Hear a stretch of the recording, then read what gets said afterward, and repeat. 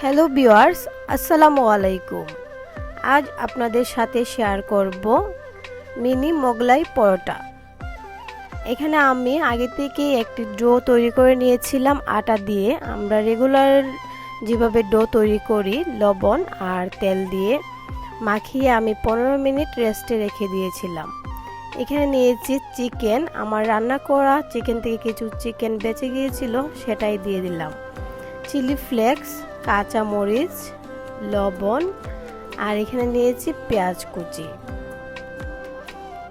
এখন একটি পাত্রে সবগুলো উপকরণ দিয়ে দেব।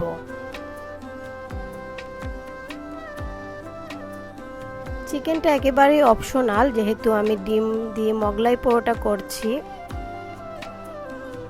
তো একটি ডিম দিয়ে দিলাম আর এখন খুব ভালোভাবে মিক্স করে নিচ্ছি।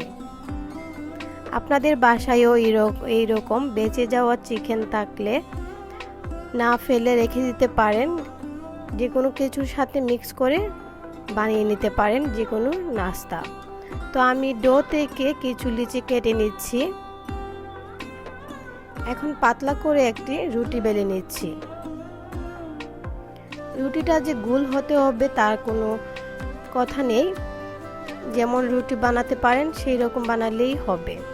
তো আমি মিক্স করে রাখা ডিমের মিশ্রণটি দিয়ে দিচ্ছি।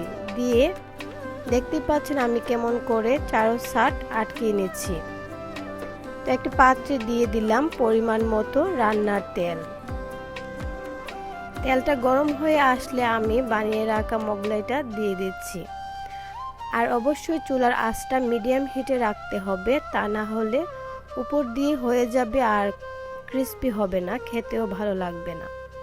দেখতেই পাচ্ছেন আমি উল্টিয়ে নিচ্ছি আর উপর দিয়ে তেল দিয়ে নিচ্ছি।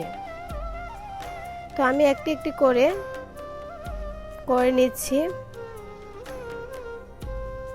চুলার আঁচটা মিডিয়াম হিটে রেখে উপর দিয়ে এরকম করে তেল ছিটিয়ে দিতে হবে, তাহলে মোগলাইটি খুব সুন্দরভাবে ফুলে উঠবে আর অনেক মুচমুচে হবে।